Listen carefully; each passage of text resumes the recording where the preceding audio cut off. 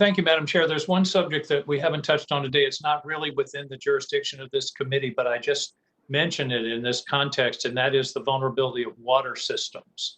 There was a recent alleged attack by Iran on an Israeli water system. Fortunately, it was defended against successfully, but we have something like 50,000 water companies, separate water companies in this country, and that's a risk that the Congress needs to address. Secondly, an issue that hasn't come up yet today is the gas pipeline system. And in New England, about 60% of our electricity comes from natural gas, and all the natural gas comes through the pipeline system. So at least in our region, and I suspect in other areas of the country, the pipeline system is part of the energy grid.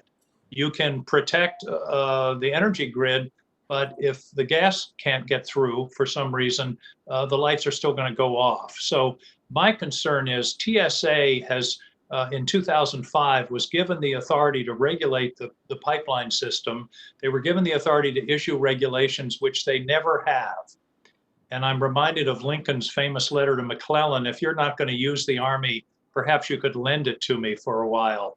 If TSA is not going to use this authority, perhaps we should give the authority to somebody who will use it, because this is an enormously important part. They're relying entirely on voluntary self-regulation. I just don't think that's adequate given the level of risk. And I know that FERC has an interest in this. This is something I very much want to follow up on. A couple of more specific questions to our panelists.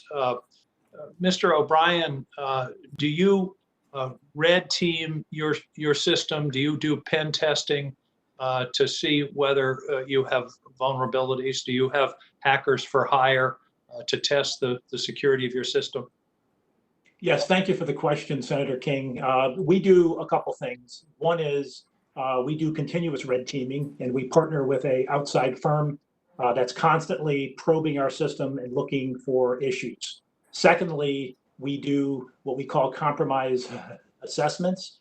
We've brought in a top forensics company, Mandiant, to comb through our network looking for issues. And finally, we do internal audits, penetration testing, and all of that. So yes, we do. Thank you. That's very reassuring. And I want to ask Mr. Gates and Mr. McClellan the same question. Do you, I was very disturbed a year or two ago when we had a hearing on this subject when I asked the fellow from NERC, do you red team, do you pen test? And the answer was, I don't think so, or something to that effect. Do you, as the agencies that are looking after this incredibly important infrastructure, do you do penetration testing and red teaming on the networks that you're responsible for?